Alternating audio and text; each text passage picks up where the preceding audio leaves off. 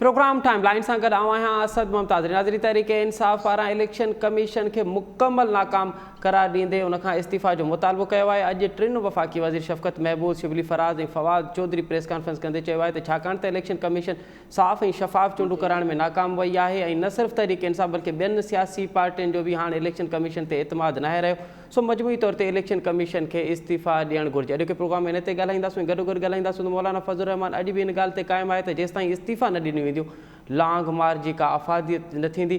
जॾहिं मौलाना फज़लुर रहमान जो इहो मुतालबो आहे ऐं सुभाणे PDM जो अहम इजलास थियण वारो आहे त PDM जी ॿियूं सियासी पार्टियूं इन हवाले सां छा थियूं सोचनि, ख़ासि करे पीपल्स पार्टी जो कहिड़ो मौक़िफ़ आहे। ख़ासि सेनेट जी चूंडनि खां पोइ पीपल्स पार्टी इस्तीफ़ाउनि वारे ऑप्शन ते गौर फ़िक्र करे रही आहे। प्रोग्राम में इन ते बि ॻाल्हाईंदासीं, गॾोगॾु ॻाल्हाईंदासीं त वज़ीर आज़म जे मददगार शहबाज़ गिल सां अॼु इस्लाम लाहौर में हिकिड़ो वाक़ियो पेश आयो आहे। उनखां अॻु में असां ॾिठोसीं त अहसान इक़बाल सां इन तरह जो वाक़ियो पेश आयो। इन तरह जी वाक़िया के असांजी सियासत खे कहिड़े पासे वठी वेंदा, इन तमामु तर मौज़ुअनि ते ॻाल्हाईंदासीं। इन असांखे प्रोग्राम में जॉइन कयो आहे तहरीक इंसाफ़ जी MNA नुसरत वाहिद साहिबा ऐं उन सां गॾोगॾु शाहिदा रहमानी साहिबा आहिनि पीपल्स पार्टी जी MNA, ऐं नून लीग जो सेनेटर साबिर शाह असांखे जॉइन कंदो थोरे वक़्त खां पोइ। पहिरियां नुसरत साहिबा ऐं शाहिदा रहमानी साहिबा सां प्रोग्राम जो आगाज़ किया पिया। नुसरत साहिबा, आपसे प्रोग्राम का आगाज़ करते हैं कि अब भला तहरीक इंसाफ़ को ये क्यों लग रहा है कि इलेक्शन कमीशन को इस्तीफ़ा देना चाहिए, क्योंकि बाजी में तो हमने देखा कि आपकी पार्टी ना सिर्फ इस दलील देती रही है कि इदारे जो हैं वो साफ़ शफाफ हैं, इदारे बेहतर काम कर रहे हैं, अब आपको अचानक कैसे ख्याल आया कि अब मुकम्मल तौर पे इलेक्शन कमीशन नाकाम हो चुकी है? बिस्मिल्लाहिर्रहमानिर्रहीम जी, मुझसे आपने क्वेश्चन किया, बीच में डिस्कनेक्ट हो गया था। अच्छा शाहिदा साहबा, मैं ये कह रहा हूँ कि अब आपको कैसे ख्याल आया कि इलेक्शन का आपसे नुसरत साहबा आपसे प्लीज़ सवाल है। नुसरत साहबा, मेरी आवाज़ आ रही है आप तक? जी अब आ रही है, डिस्कनेक्ट हो गया था बीच अच्छा में। नुसरत साहबा, अब आपको कैसे ख्याल आया कि इलेक्शन कमीशन मुकम्मल तौर पे नाकाम हो चुकी है, और ना सिर्फ आप और दीगर पार्टियों का आपको कैसे मालूम कि दीगर पार्टियां भी जो है वो एतमाद खो बैठी हैं इलेक्शन कमीशन? बिस्मिल्लाहिर्रहमानिर्रहीम, बहुत शुक्रिया आपका अपने प्रोग्राम में मुझे इनवाइट करने का। जुनैद साहब देखें, जो इम्पोर्टेंट चीज़ है वो हमें नज़र आ रही है कि ये इलेक्शन बिल्कुल जहाँ तक डिस्का को छोड़ा जाए उसमें, उसके अलावा आप देखें तमाम इलेक्शन जो हुआ है बहुत ही दयानतदारी से हुआ है। जिन लोगों को वोट दिया उनको ही मिला। ऐसा नहीं हुआ पहले की तरह कि आप वोट किसी और को दें और जीते कोई और। वो सारी सीटें इन्हीं लोगों की थी, नून लीग की, पीपल्स पार्टी की, चाहे कराची है, चाहे सिंध के दूसरे हिस्से हैं, लेकिन और यहाँ पे PMLN जहाँ जहाँ पे थी वो जीती है, सिवाय डस्का की बात कर रही हूँ मैं। डस्का में जो प्लान बनाया गया नून लीग की तरफ से कि इस तरह करना है, आपको पता है ये लोग बहुत ज्यादा क्रोक लोग हैं जो बहुत सारी टेक्निक्स जानते हैं करप्शन की। अगर आप चाहेंगे तो मैं पिछले इलेक्शन की एक बहुत जबरदस्त आपको बात बताऊंगी, लेकिन हर बार टाइम नहीं होगा आपके पास। जी, ये इन लोगों ने जानबूझ के ये सब कुछ किया और इलेक्शन कमीशन ने इसको रोकने की कोशिश नहीं की, बल्कि उनके अपने लोग जाके छुप गए और किस किस तरह उन्होंने काम किया, और आपको पता है कि रिजल्ट क्या आया। तो देखिए, जो बाकी इलेक्शन जब बिल्कुल सही हुए हैं तो एक उसके ऊपर क्यों? अब अगर वो बेईमानी कर ली है इन्होंने, सब कुछ हो गया है, तो स्टिल फिर भी हम नहीं चाहते कि बेईमानी के साथ जिंदा रहें। आपको पता है कि आपका प्राइम मिनिस्टर जब इस हुकूमत में आया है तो उसका एक ही मिशन है कि जिंदगी को ईमान के साथ गुजारा जाए, और वो उस ईमान के साथ गुजारने की कोशिश कर रहे हैं। वो सादिक और अमीन का उनको टाइटल हमने नहीं दिया, अदालत ने दिया है उन्हें, और वो कोशिश करते हैं कि जो भी बेईमानी हो रही है उसको खत्म किया जाए। जाहिर है इससे पहले कभी ऐसा नहीं हुआ कि हुकूमत की तरफ से कहा जाए कि इलेक्शन कमीशन इस्तीफा दे, पहली दफा हुआ है। और मेरे ख्याल में बहुत अच्छा स्टेप है ये। आस्ता आस्ता आप लोगों को अंदाजा होगा कि ये इस तरह के स्टेप लेने जो हैं वो बहुत जरूरी होते हैं, ताकि लोगों को असल बात का पता चल सके। जब भी इलेक्शन कमीशन में नहीं होंगे, इनका इन्फ्लुएंस नहीं होगा, कोई और आएगा वो इन्वेस्टिगेट करेगा, तो पता चलेगा कि असल में हुआ क्या था। ये तो अभी हम लोग समझ रहे हैं ना कि इन्होंने बेईमानी तो की नुसरत है साहब, और ये इस तरह। आप अगर आसान अल्फाज में ये कह रही हैं कि अब इलेक्शन कमीशन गैर जानिबदार नहीं रहा, अब वो नाकाम हो चुका है, इसलिए वो इस्तीफा दे? जी बिल्कुल ऐसे ही है। ठीक है। अच्छा शाहिदा रहमानी साहब, आप कैसे देख रही हैं? क्या इलेक्शन कमीशन का आप भी यही मुतालबा कर रही हैं कि इस्तीफा दे, या आपका कोई और मुतालबा है? बहुत शुक्रिया। बिस्मिल्लाहिर्रहमानिर्रहीम। देखिए, असल चीज ये कि इलेक्शन कमीशन एक आईनी इदारा है जी। और आज जिस तरीके से इलेक्शन कमीशन पर हुकूमत ने हमला किया, क्योंकि हुकूमत ये चाहती है कि सारे फैसले उसकी फेवर में आते रहें और अच्छा। अपनी मर्जी के बादशाह सलामत फैसला लेना चाहते हैं। और यही वजह है कि आपने देखा कि इलेक्शन कमीशन ने के ऊपर जो है ना सिर्फ एतराजात उठाए, बल्कि अपने ही हुकूमत के अंदर जिस तरीके से इन्होंने इदारों को सवालिया निशान बना दिया, उनकी कारकर्दगी को सवालिया निशान बना दिया। वो इलेक्शन कमीशन जिसका आरटीएस बैठ जाने के नतीजे में ये सिलेक्टेड जो है, ये मुंतखब हो सिलेक्ट होकर आए। और आज जो है, जब तक ये इलेक्शन कमीशन ने फैसल वार्डर का केस रोके रखा, इलेक्शन कमीशन बहुत अच्छा था। हालांकि आपने देखा कि 2.5 साल डिले टैक्टिस के जरिए एक ऐसा ड्रामा प्ले किया गया कि एक वो शख्स जो सादिक और अमीन नहीं रहा, जिसने फॉर्म भरा कि जी मैं पाकिस्तान का शहरी हूँ और कोई शहरियत नहीं, अपने असाथे छिपाए, और उसके बाद जब उसको नाअहली का डर था वो अदालत में पेश नहीं हुआ और इलेक्शन कमीशन ने उसके ऊपर आपने देखा कितने डिले टैक्टिस की। और जब जिस दिन सेनेट का वोट दे दिया वो गए, उन्होंने रिजाइन किया। क्या प्री प्लान ड्रामा नहीं था ये सब कुछ? और फिर जब सेनेट के अंदर उनको अपनी रुकनियत का खतरा हुआ तो वो स्टे ऑर्डर लेकर चले आए। तो ये है इनकी शफाफियत का हाल। दूसरी इसी तरह जब इनके फॉरेन फंडिंग केस हो, इलेक्शन कमीशन रोके रखे। जिस दिन इलेक्शन कमीशन खोली, क्योंकि उस दिन वो इलेक्शन कमीशन बुरा हो जाता है, इसलिए कि ये अपनी मर्जी के फैसले चाहते हैं। इसी तरह इन्होंने अदलिया को, और आपने देखा नहीं माथी में नैब को किस तरह यह कमाल बना के रखा। अच्छा शाहिदा साहबा आप क्या समझ रही हैं? शाहिदा नैब के चेयरमैन के खिलाफ जो वीडियो आई वो हम सबके सामने है। जी जी जी। अच्छा शाहिदा साहब आप क्या समझ रहे हैं? क्या इलेक्शन कमीशन आपकी नज़र में अब भी गैर जानिबदार है? आप समझती हैं उन्होंने साफ और शफाफ इलेक्शन कराएं? आप उनकी कारकर्दगी से मुतमईन हैं? देखिए, डस्का में जो हुआ इंतहाई अफसोसनाक है। 20 प्रेजाइडिंग ऑफिसर को रात को अगवा कर लिया जाता है। वहां पर पंजाब हुकूमत ने खुलकर मुदाखलत की, उसके अंदर तमाम हुकूमती वसाइल को इस्तेमाल करके। आप सोचेंगे 20 प्रेजाइडिंग को अगर अगवा कर लिया जाता है और उसके बाद उनसे मर्जी के नताइज बनवा के उनको सुबह लाके पेश किया जाता है। हुकूमत ने खुल्लम खुल्ला जिस तरह मुदाखलत की, वो तमाम एविडेंस इलेक्शन कमीशन के पास, और फिर वहां की आपने देखा कि सरकार ने खुद मुदाखलत की। वो तमाम एविडेंस जो है कोर्ट में इलेक्शन कमीशन में पेश हुए।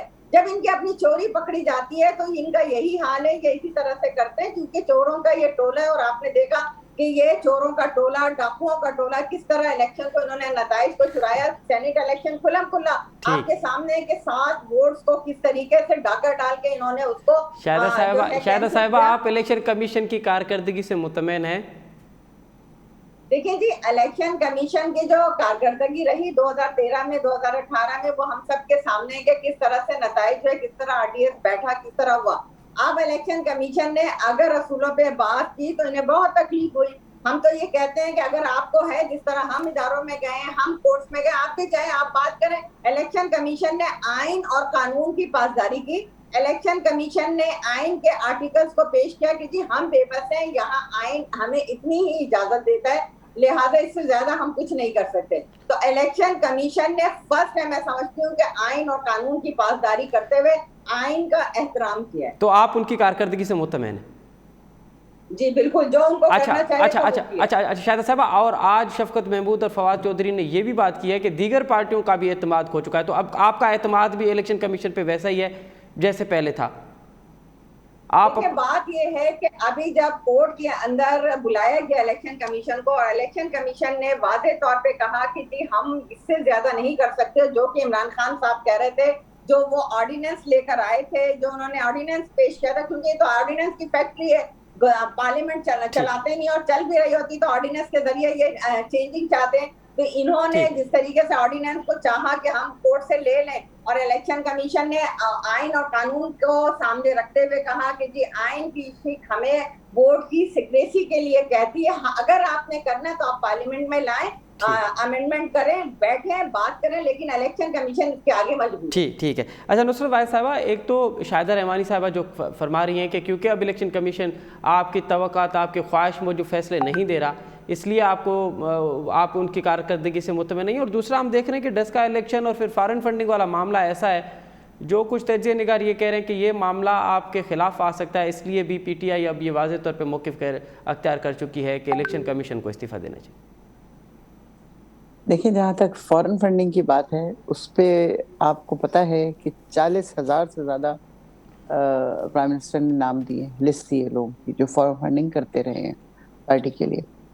इस तरह कोई भी पार्टी नहीं कर सकती। आपको आप जिससे मर्जी ले लें। जब इन लोगों से, इनकी पीपल्स पार्टी की बात नहीं करी मैं, नून लीग की बात करी हूँ, जब उनसे एविडेंस मांगे गए, उनसे उनकी रसीदें मांगी गई, तो आपको पता है कि किस किस तरह के ड्रामे खेले गए और वो चीजें नहीं आ सकी।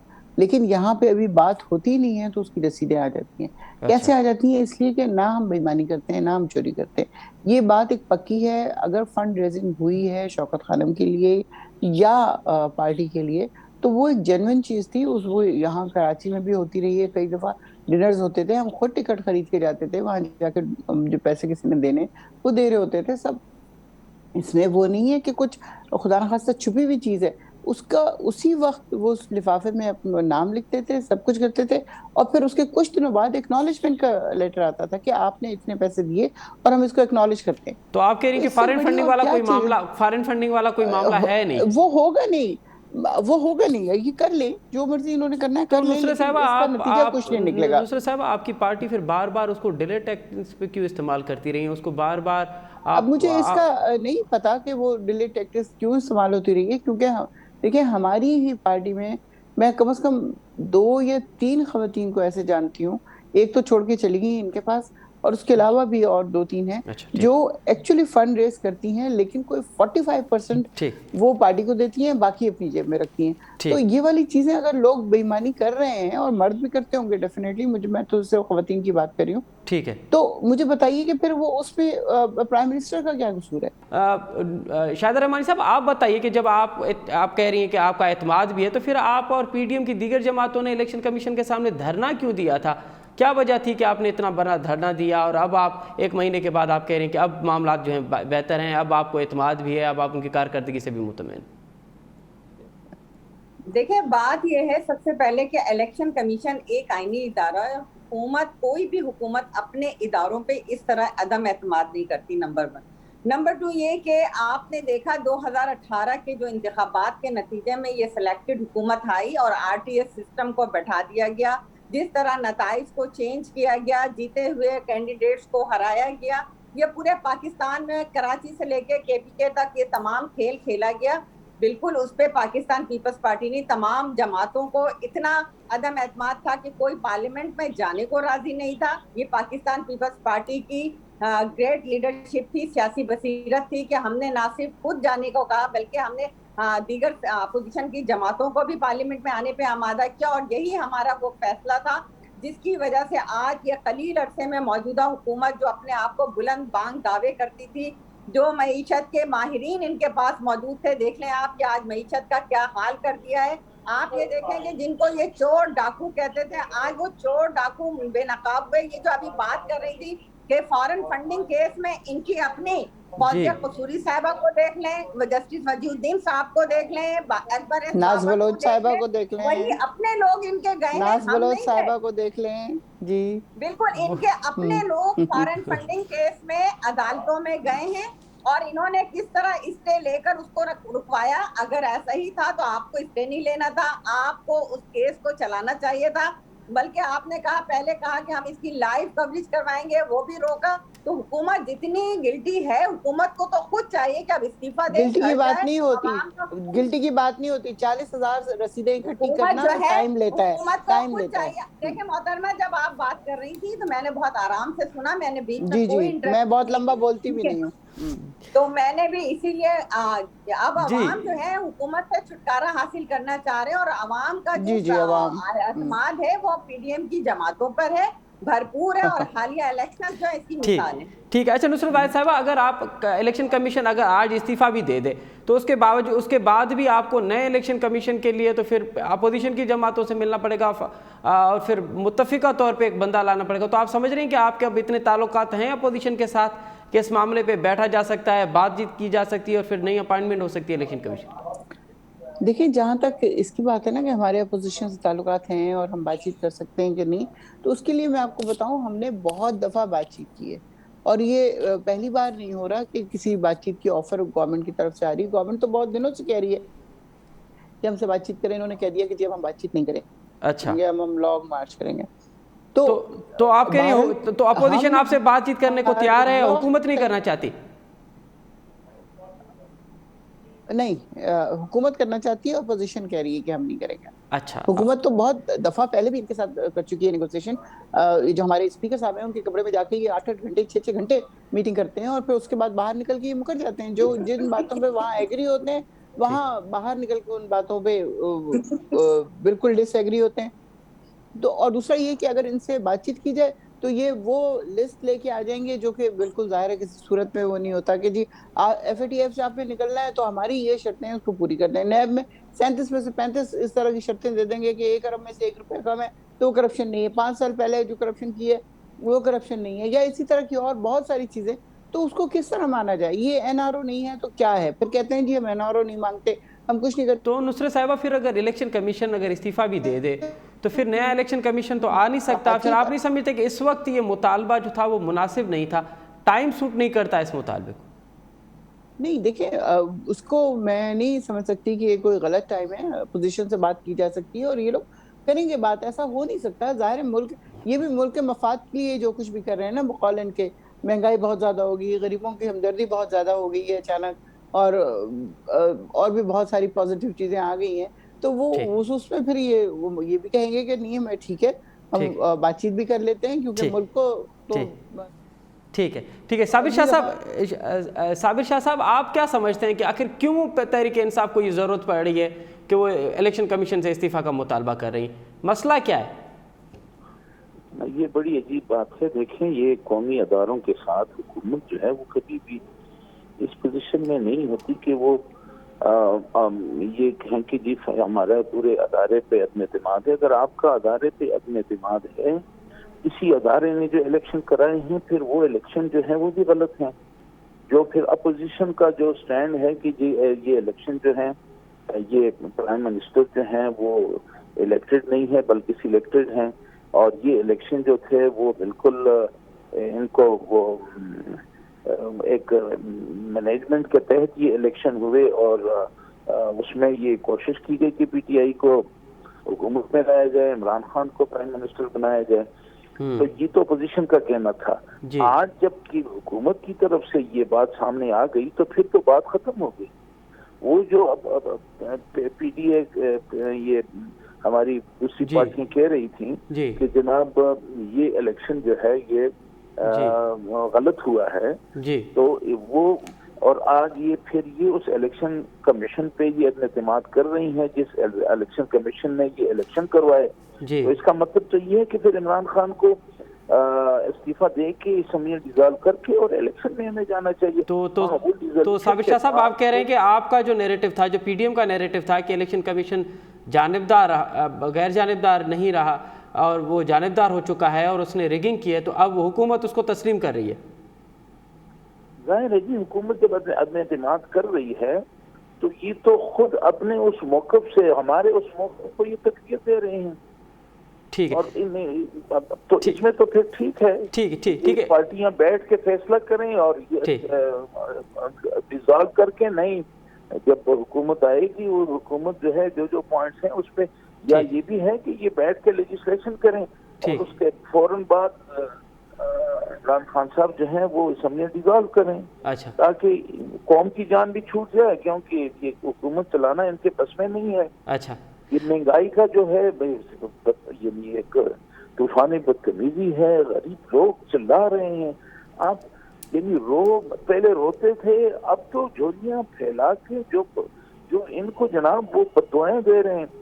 तो अच्छा, ठीक है, क्या चिमटे रहना अगर आपसे नहीं चल सकती, अगर आपका तजर्बा नहीं है, अगर आपका स्किल नहीं है कि आप इस हुकूमत को चलाएं, इस मुल्क के मामलात पे आपकी गिरफ्त नहीं है, इकानमी आपसे दुरुस्त नहीं हो सकती, लाइन ऑर्डर को देखें कराची के अंदर आज रेंजर्स पे कोशिश की गई है, उनको टारगेट अटेम्प्ट बम ब्लास्ट हुआ है। इसी तरह अब दीगर जगहों पे भी ठीक है।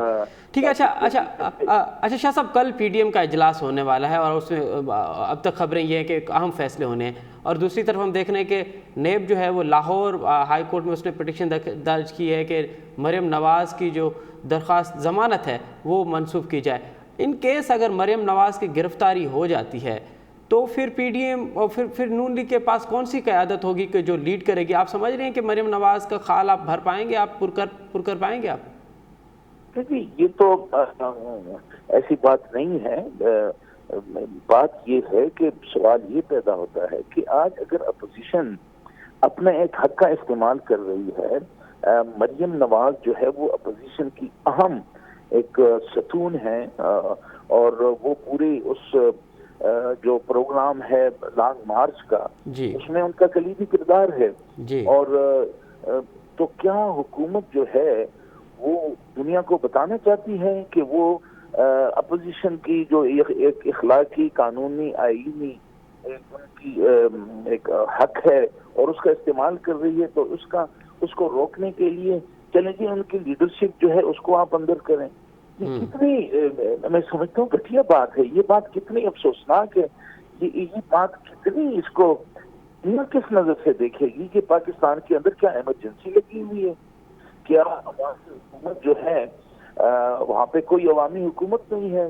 ये तो इंडिया में इमरजेंसी जब लगती थी, जब पाकिस्तान में इमरजेंसी लगी, इस किस्म के फैसले होते थे। तो क्यों ये जमहूरियत के मुंह पे काले वो कालक जो है वो मल रहे हैं, और जमहूरियत का चेहरा क्यों इसको दागदार कर रहे हैं? ये पीटीआई को, ये मैं नहीं समझता कि ये कौन इमरान खान को एडवाइस देता है और वो किस तरह। देखें ना, अभी सेनेट के इलेक्शन में क्या किया, एक यानी ठीक ठाक वोट जो है उनको मुस्तरद करके और जनाब पीटीआई को जनाब इलेक्शन में कामयाबी दिला दी गई। क्या ये ऐसी चीजें जो हैं, ये तो एक वक्त आएगा कि इस मुल्क के अंदर बगावत हो जाएगी, लोग इस सिस्टम से बेजार हो जाएंगे, लोग इस सिस्टम के खिलाफ बगावत करेंगे, और जब बगावतें होती हैं, जब लोग फिर इनकलाब की तरफ चलते हैं, तो उसका कोई डायरेक्शन नहीं होती। बिल्कुल सही कह रहे हैं, बिल्कुल सही। जगह पे जाके खत्म होगा और उसका नतीजा क्या मिलेगा? एक तरफ हम भूखों मर रहे हैं, दूसरी तरफ हम हालात को उस मकाम तक ले जा रहे हैं कि जहाँ से फिर जो है वो पीछे हटना बहुत बहुत मुश्किल हो जाएगा। सही कह रहे हैं आप शाह साहब। अरे शाहिदा रहमानी साहब, आप क्या देख रही हैं कि मौलाना साहब तो ये कह रहे हैं कि अगर हमने इस्तीफ़ा नहीं दिया, इस्तीफ़ा के बगैर अब मार्च करते हैं तो फिर उसकी कोई अफादियत नहीं होगी। आप समझ रही हैं कि अब इस्तीफ़ा वाला मामला आ चुका है कि तमाम पार्टियां इस पर मुत्तफिक हैं, या ये मौलाना सोलो फ्लाइट खेलने की कोशिश कर रहे हैं? देखिए, इसमें पीडीएम की तमाम जमातों का कल इजलास हो रहा है और इसमें बाहिमी मुशावरत के साथ फैसले होंगे। इस्तीफों के लिए तो कोई मैटर नहीं, इस्तीफे जो हैं, आपको याद होगा कि दिसंबर में सबके जो है तमाम लीडरशिप के पास इस्तीफे जमा है। ये कोई इतनी बड़ी बात नहीं है पार्टी के लिए और इस मुल्क के लिए और इस मुल्क के अवाम के लिए। ये ऐसी सीटों का क्या फायदा, ऐसी पार्लियामेंट का क्या फायदा जो रबर स्टैम्प बनाती हो, जहाँ पे कोई लेजिस्लेशन ना हो सके, जहाँ अवामी मसाइल पे बात ना हो सके। आप देखेंगे कितने दिन जो है पार्लियामेंट चली है, या पार्लियामेंट के अंदर कितनी कार्रवाई हुई है, कितनी लेजिस्लेशन हुई है, कितने काम हुए। जब पार्लियामेंट जो है अज़ुए मालक बन जाए और कोई काम ना हो सके, तो ऐसे और फिर हम अवाम के लिए जिसके पाकिस्तान से वफादारी का, अवाम से वफादारी का जब हम हलफ उठाते हैं, अवाम की एक्सपेक्टेशन है।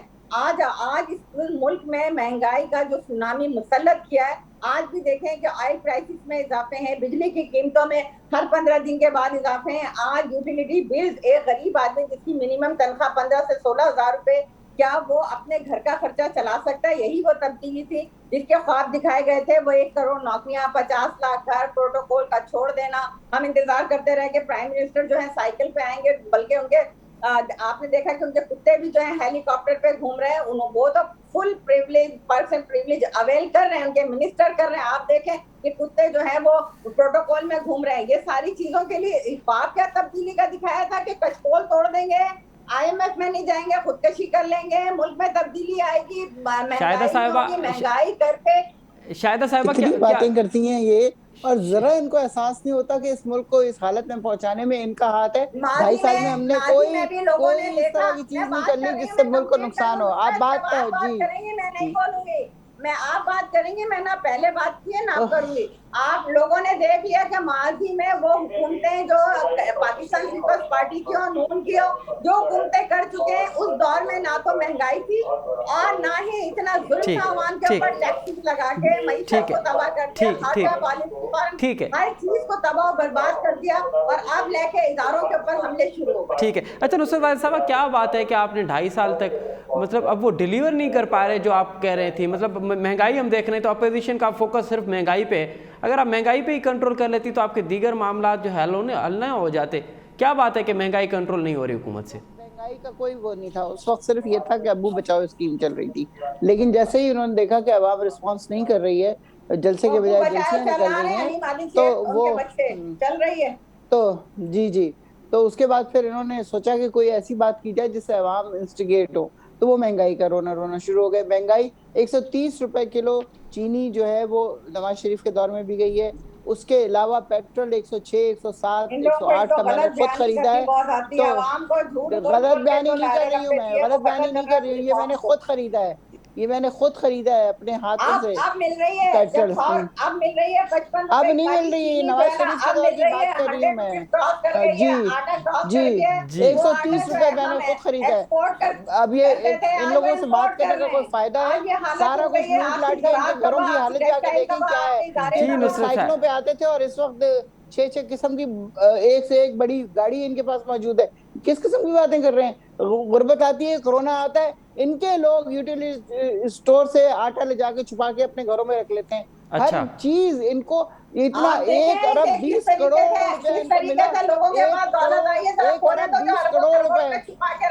हमारे पास कोई दौलत नहीं आई, हमारे पास कोई दौलत नहीं आई, हमें तनख्वाह मिलती है सिर्फ उसमें गुजारा होता है। आपकी तादाद में कैसे दौलत बढ़ती चली जा रही है? किसकी दौलत बढ़ रही है? किसकी दौलत बढ़ रही है? आप सबकी उठाकर देख लें, आपके एक पार्लियामेंटेरियंस के हालात देखें कि कहां से फैसल वाडा का क्या बिजनेस है, क्या है, जिस तरीके से जो एक फैसल वाडा की सिक्योरिटी उसकी सिक्योरिटी कंपनी है जिसकी 15-20 गाड़ियां जो वो आपसे नहीं कमाया उसने, पाकिस्तान से नहीं कमाया बनी गाला का महल, वो बाहर से लेके आया पैसे। नुसरत साहिबा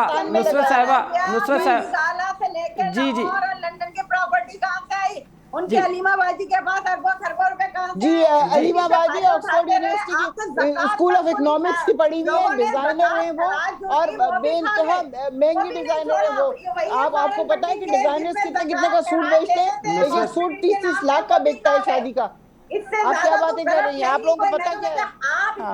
नुसरत साहिबा जी आप आ जाएं ताकि दोबारा जो दीमक रह गई है लगी हुई पाकिस्तान को दोबारा खा लें आप।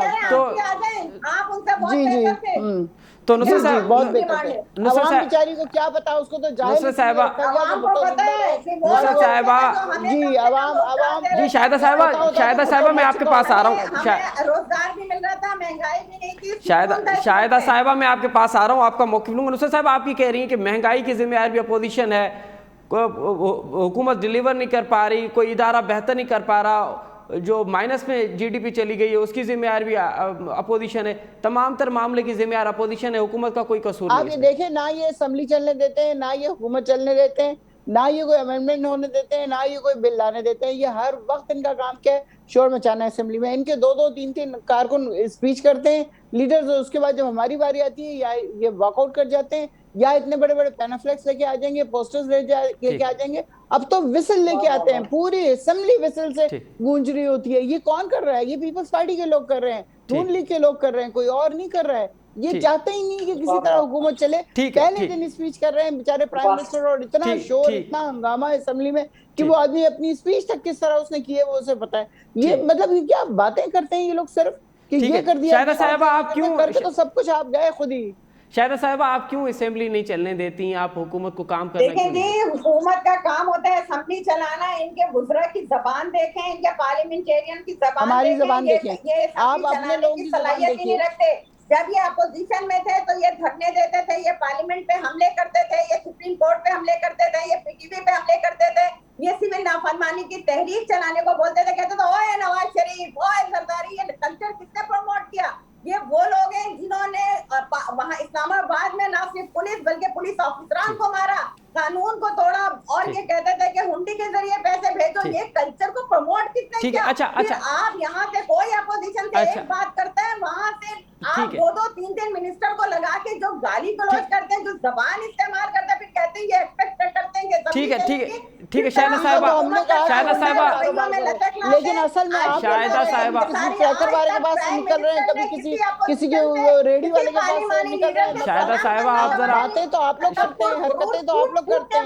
हमने जरूर कह दिया होगा कि आप अपनी बारी बारी पे बात करें। शाहिदा साहिबा, जो बोया है वो काटेंगे। शाहिदा साहिबा मेरी आवाज आ रही है अब तक? जी शाहिदा साहिबा, नुसरत वाहिद साहिबा बेहतर करने की कोशिश कर रहे हैं। आप शाहिदा साहिबा मुख्तसरन ये बताइए कि आज जो शहबाज गिल के साथ वाक़या हुआ है लाहौर में, क्या आप उसकी मज़ामत करती हैं? इस तरह के वाक़यात नहीं होने चाहिए? देखिए, हम तो पहले दिन से इस तरह के मामलात की मजम्मत करते हैं, क्योंकि पाकिस्तान पीपल्स पार्टी पार्लिमानी पार्टी है, पार्लिमान पे यकीन रखती है, अखलाकियात पे यकीन रखती है, लेकिन इनके लीडर का, इनके फॉलोअर्स का इनका तो ये है कि जो जितना बदतरीन गाली देगा, जो बुरा चले ठीक है, ठीक आप जो बोएंगे वैसे ही काटेंगे। ठीक है। अच्छा नुसरत वाहिद साहिबा, आप जो एहसन इकबाल पे अटैक हुआ था, जो उसके साथ बदतमीजी की गई थी इस्लामाबाद में, क्या आप उस वाक़े की भी मज़ामत करती हैं और आज वाले वाक़े की भी मज़ामत करती हैं? नहीं होने चाहिए? बिल्कुल, डेफिनेटली मैं बिल्कुल मैं मजम्मत करती हूँ उस वाक़े की भी और आज के वाक़े की भी। क्योंकि देखिए, जो भी आपके ग्रीवेंसेस हैं, जो भी आप किसी के भी खिलाफ हैं, आपके अंदर जो मैनरिज्म है वो खत्म नहीं होना चाहिए। आप अपनी बात को बहुत अच्छे तरीके से भी कर सकते हैं और बहुत बुरे तरीके से भी कर सकते हैं। दोनों चीजों का बिल्कुल इम्पैक्ट डिफरेंट होगा। ये कोई तरीका नहीं है कि आप एहसन इकबाल एक बहुत सीनियर पॉलिटिशियन है और मेरे ख्याल में बहुत अच्छे इंसान भी हैं, सरगोदियन भी हैं, मैं उनको वैसे भी अदरवाइज भी जानती हूँ। सरगोदियन वो लोग जो एयरफोर्स में होते हैं, तो ये उनके ऊपर इस तरह की हरकत करना आई डोंट थिंक सो कि मैं उसको अप्रिशिएट कर सकती हूँ। बहुत बुरी तरह मैं बहुत शुक्रिया नुसरत वाहिद साहिबा, शाहिदा रहमानी साहिबा, पीर साबिर शाह साहब, अवां टिननि मौज़ूअ महिमान जी वॾी महिरबानी। नाज़रीन, अवां टिननि मौज़ूअ महिमान जो मौक़िफ़ ॿुधो। टई हिकु इन ॻाल्हि ते मुतफ़िक़ आहिनि त शहबाज़ गिल सां हिकु वाक़ियो थियो, उन खां अॻु में एहसन इकबाल सां हिकु वाक़ियो थियो आहे। इहे कंहिं बि सूरत में इन तरह जा वाक़िया न थियणु घुरिजनि। इन तरह जा वाक़िया न सिर्फ़ु मुल्क लाइ, न सिर्फ़ु सियासत लाइ, न सिर्फ़ु जमहूरियत लाइ, बल्कि असांजा जेके समाजी रवैया आहिनि उन्हनि लाइ बि कंहिं बि सूरत में बहितर न आहे। इन्हनि वाक़ियनि खे रोकणु घुरिजे, मज़म्मत करणु घुरिजे ऐं कंहिं बि सूरत में इन्हनि वाक़ियनि जी हौसला अफ़ज़ाई न करणु घुरिजे, बल्कि हौसला शिकनी करणु घुरिजे। इन सां गॾोगॾु हिकु प्रोग्राम जो वक़्तु पंहिंजी पुॼाणी ते पहुतो। असद मुमताज़ खे ॾींदा इजाज़त। अला भाई।